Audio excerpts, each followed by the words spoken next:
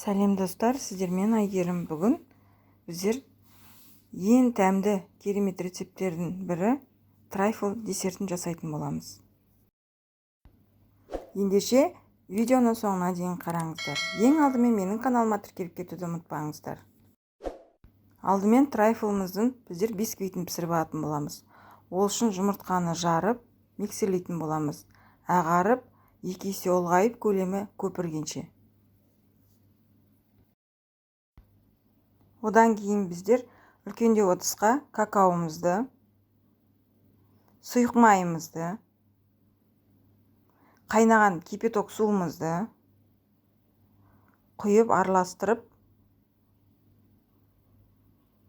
венчикпен араластырамыз осылай.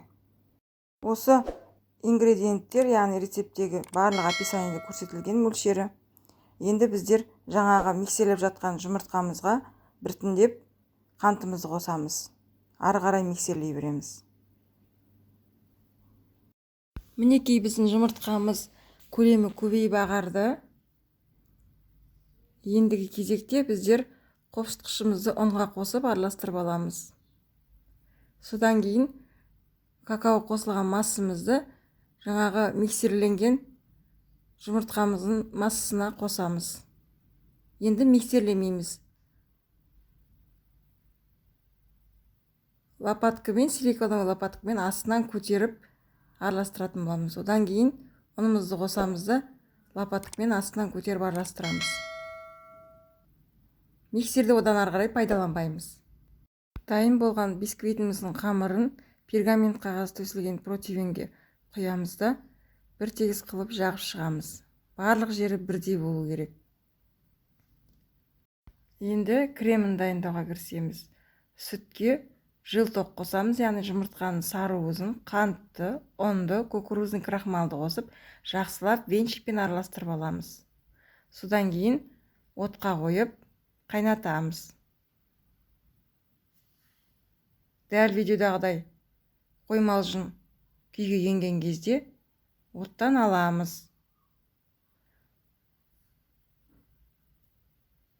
Содан кейін оған ақ шоколадымызды қосамыз. Натуральный шоколадты пайдаланған дұрыс, өте дәмді болып шығады. Креміміз. Одан кейін сары майымызды қосамыз. Біздің креміміз ысқылтым болғандықтан барлығы еріп кетеді ішінде, майда, шоколадта. Одан кейін басқа бір ыдысқа салып, суытып қоямыз. Контактный қылып бетін жауып қоямыз. Бисквитіміз дайын болды, керемет көтеріліп пісті. Біздің трайфлымызды дайындайтын, яғни ыдыстарымыздың көлемімен кесіп аламыз бисквитімізді. Енді кремін ары қарай жалғастырамыз. Сливкимізді 33-34% миксерлеп аламыз. Қоюланғанша. Одан кейін жаңағы суытып қойған қайнатпалы кремімізді қосамыз да ары қарай миксерлейміз. Мінекей осындай қатты қою болмайды. Крем шығады. Таза балмұздақ сияқты дәмі. Осылай трайфл дайындайтын дайын ыдыстар бар. Кондитерлік дүкендерде осылай астына жұқалап жағып шығамыз. Одан кейін қажетті көлемді кесіп аламыз. Піскен бисквитімізді үстіне орналастырып, 4-5 қасықтан құйып, бетіне тағы да кремімізді саламыз.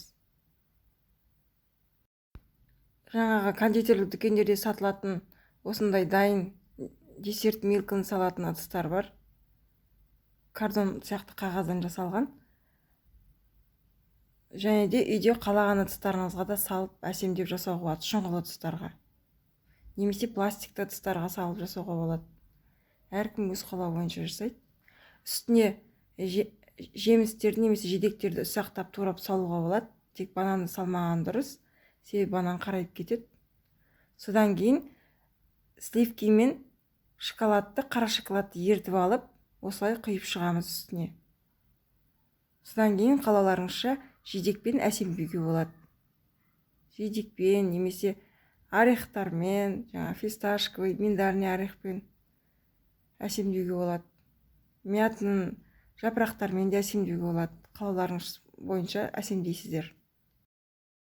Достар, сонымен қатар мен жаңағы бисквитті кескеннен жанындағы қалған қалдықтарынан осы үйдегі бары 4 ыдысқа салып, тағы да трайфл жасадым. Сонда менде 9 трайфл шықты. Менің қонақтарыма өте қатты ұнады, отбасыма да ұнады. Қонақтарға дастарханға қойғанда 5 минутқа жетпей трайфл жоқ болды, бітіп қалды. Яғни өте дәмді болып шықты. Дәмі ауызда ериді, жұмсақ, керемет болып шығады.